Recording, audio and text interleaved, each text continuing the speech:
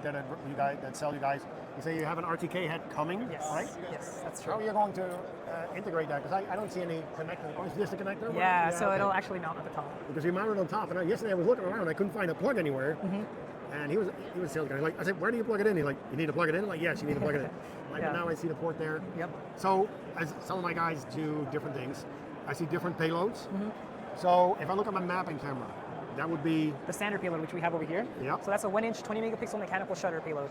Yep. So this is perfect for mapping, given it has mechanical shutter. And just as we're standing here about this, price of the drone. So it kind of depends what payload you're getting. Yeah. If we're talking about the standard payload, it starts at 10,000 USD. And that includes 5 batteries, case, everything you need to get started. 5 batteries, case, the camera, controller, Yes. the drone. Yes, exactly. Wow. Okay. Yeah.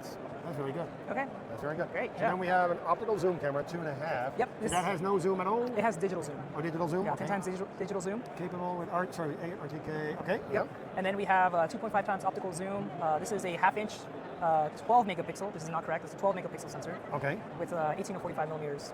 Okay.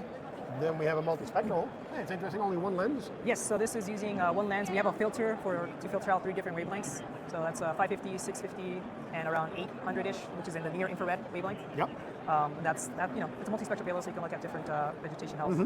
What would a payload like that be about? And again, I'm not holding you to $100 or $500, but an idea. We need to double check. Maybe 1,000 USD. I need to double check it. That sounds very low. Yeah, I'll take it it's for probably 1,000, wrong. It's probably wrong, but I have to double check the latest. And here we have our thermal camera. Yeah, so this is the latest thermal payload that we have. So we're calling it the SAMO. It's using the FLIR Hadron, so it has both EO and IR sensors, as you can see here. So the visual is a 64 megapixel sensor, and then we have the radiometric 640 by 512 thermal sensor as well. So. And then your controller, 7-inch, 1500. That's a little low. Well, Yeah, actually, it's better than the DJI, right? Yeah, you can see it at full brightness. So here, this is full 1,500 nit. Okay. So I haven't had any problem seeing it outside, but Nice. that's 1,500 nits. This is the latest controller that we have to offer. We call it the Titan. So it's a predecessor to the Tenso. Titan means like larger controller in Japanese. But anyway, so that's the Titan. This is after about a year's worth of feedback from the original controller that we had. Nice. So we have a lot more buttons to offer. We have ports on the top, USB-A, C, micro C, LAN, and HDMI out if you wanted to do that. So that is all there for you. Cool. So now anything about the platform that you want to share that stands out? Yeah. So it's the Soten platform is developed. It's pretty heavy when I picked it up yesterday. I'm like, I'm heavier than I thought it to be. Yeah, it's probably the battery. But anyways, it was developed so that you can swap the different payloads. Yeah. Right. So it's an NDA compliant solution with swappable payloads. Oh, nice. Is what we say because that's the kind of the spiel. But so up to 25 minutes of flight time, maximum speed 30 miles per hour. Maximum range is 2.5 miles. We're actually extending that to 6 miles. I cannot see that far, right? So. Okay. Yeah. Well, it's better to always have more range anyway. But correct. But it's like I need to keep line of sight. So. Yeah. So the maximum, the new one with this is a single band, so it's only on 2.4 gigahertz frequency range. Okay. But we'll have another one that's dual band, so 2.4 and 5.8. That will give you around 6 miles. So better, just in case you have interference. Yeah, true, but it's like so you need to keep a line of sight. So I've learned that my M3E I can see until about 1,900 feet. That sounds about right. And then if I don't keep looking at it, it disappears. Yeah, that sounds all right. But I like the different payloads, easy to connect. Kind of neat how it centered itself right away there.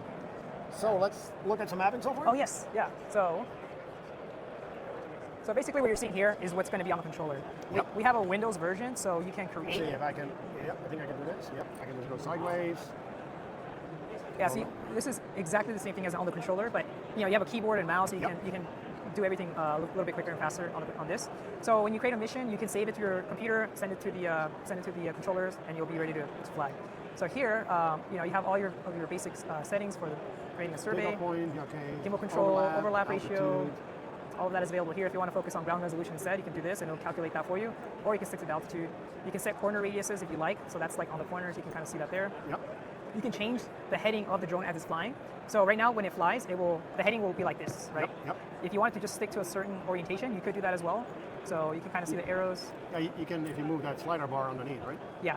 So now it will always be facing in this direction as it's flying the mission. So that's interesting. Could be useful for solar panel inspection, things not very. Okay. Yeah, it's kind of very specific. You can also change the route heading from here. Yeah, there's your route heading. You can add a little bit more to to this if you adjust the distance. I usually set it at 0 because I only wanted to fly at that boundary, but if you wanted to, you can increase that makes sense. You can set your speeds here, so your survey approach speed for the first waypoint, in this case would be over here. You can set that. 22 miles an hour is about your max, okay? Yep, and then we have, so that's a max in autonomous mode, so 22.1. Survey speed, we also have that here. You can set your exit points differently depending on your mission. You can hover to take a picture if you want. You don't have to. No, because that would take a very long time. Exactly. So I prefer not to. So, and that just makes it okay. Is this the time? The Yes. time here, right? 34 minutes to do This mission. This mission, and, And if we we do- have an indication of how big this area is. It looks big. Yeah, Looks big. yeah. We have an area at 11.8. That is a big. I think it's actually It's a here. big. Yeah, 0.28 square miles. So Square miles. Okay, because I'm like, that's not 0.2 acres. That's way bigger than 2.8 acres. By square miles, that makes sense. yeah, so there's that. So you can also do survey at 90-degree offset if you'd like to do that. You can also do terrain following if you have more Yep. varying terrain. So in this case, 34 minutes, longer than my battery life, right? So I can pause it, Yes. bring it back, swap it, and it will flawlessly continue. Yes. Okay. So actually, we're running it here. We can actually we're running this virtually, so we can send it to the drone and execute the mission. So you can kind of see how that would look like. So Yeah. I'll just do a quick little explanation here for that.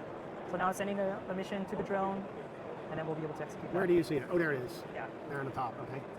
Cool. So now So that's it's done. it's done there. So now we can execute the mission. So we're going to go here to launch it. So this will arm the motors. Yep. From there, we can actually execute the mission. And now it's going to start to take off. So this is virtual, right? So Yeah, yeah. let's pretend It's that's not gonna hit me in the face. No. no. Oh, look, So now it's no, flying no. up. Yep. So it's going to go up to 400 feet, and then it'll go to the first waypoint, which is over here. But you know, this is, I don't know, I would say it's a map size. It's probably 30, 40 acres or something. At 400 feet, taking 34 minutes. Wow. Yeah. Because so- we prefer all to fly at 122, which gives us a GSD of 1. Okay. Right, so that's our Um, preference. Maybe I should have. Yeah, I should have No, changed because that. then but this is a big map. This is huge. I can see it. Most of our maps are, construction size. Yeah, some of them are bigger, but not this big. So it's a very big map. So it's still going up. Okay. Yeah. So we're almost 300 feet. Still down there. Battery. Oh my God, we're almost out of battery. No, Virtually, it's virtual. right? It's virtually. It's fine. Yeah.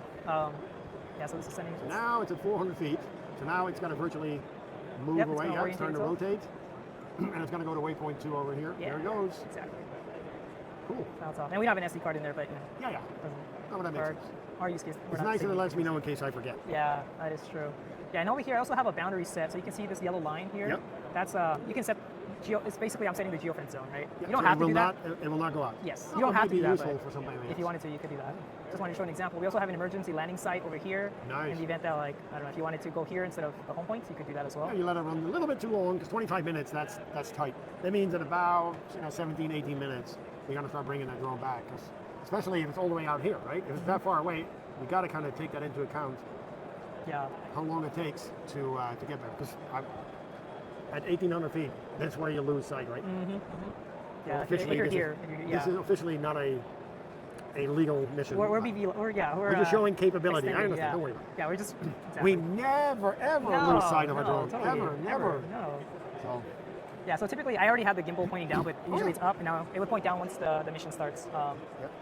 So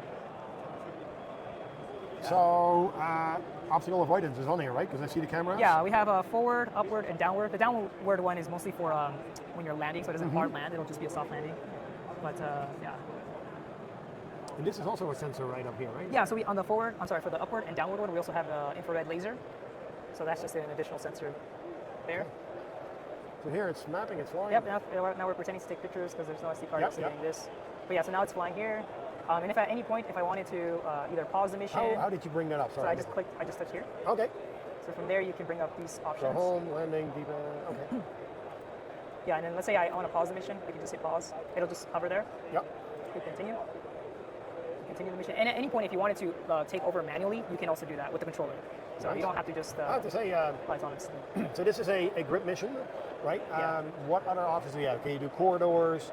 Can you do facade? So you can do corridor, and you can do waypoints, Yep. waypoint type Yep. of missions. And those So are for waypoints. progression monitoring, we use that a lot, right? So what I like on my DJI is I can fly around an object whenever I see the picture I want to take, and I say I'm recording my waypoint mission. You can record your waypoint mission in flight. So I aim and I zoom and I hit the photo button, and now it remembers exactly the height, the coordinates, the gimbal angle, everything for that shot. So the next time, I just execute the mission and it just flies the same thing. Can you do that? We're actually working on that. Perfect. Yeah. Yeah. No, very nice. Anything else that you feel that we need to know about the system, about the software, about the About the drone? actual system, let's see. I'm just gonna have it return now. Pretend to go back. Let's see. We have some. I can show you some data sets on the other side. Yeah, please. Yeah. So this is using the mechanical payload. Oh, looks like someone zoomed in a lot. Nice. This is like a accident reconstruction type Yep. of scene here that we have. So this one was processed using Skyline. You can process, using Pix4D, Drone to Play, whatever you prefer. Skyline is your software. No, it's not ours. So we don't make any. We rely on third-party software to stitch everything together. So Pix4D Matic. Those will work. Yeah. Okay. So far, we haven't found anything that doesn't work, but we are Pix4D certified for our payload. So nice. Yeah, this is just another company, Skyline. Oh, nice. It looks that good. can develop. So a lot of detail there, probably more than you need. Well, if you look at it, some of the drones all have cameras that are like 60, 65 megapixel, right? We're all used to 20 because that's what we have in our M3Es. So in one way, I'm like, you're not giving us anything less than what we currently have, right? And that's good. Okay. Yeah. So that's great. And like I said, I would love to. Is there like a website I can see the pricing for the different payloads, or? Usually it's through our. Your distributors? Yeah, exactly. So we have a few of them here, like Frontier Precision. I saw one guy. What is it? They're in the end of his row. Oh, maybe Exertis. That's our main distributor. Okay. Yeah, so they'll distribute out to us. Like I said, it's like none of us want to buy a drone anymore that does one thing, right? So the multiple payloads is I think a really good thing, and it allows us to be a little bit more cost effective.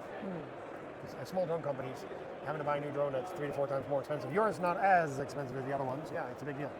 So. Yep, and no subscription model. So once you have it, it's yours. Great. What about service or warranty or like DJI Care, right? What kind of care packages do you offer them on the drone? So everything has a 1-year warranty, like the payload, the drone, the batteries, all that. We have repair centers. We're working on a sort of DJI Care type of system. So we're still figuring out the details there. Yeah. No, still in the works. Absolutely. I think great. Thank you so much. Yeah, really appreciate it. You are incredibly knowledgeable about your product. I like that. Yeah, thanks.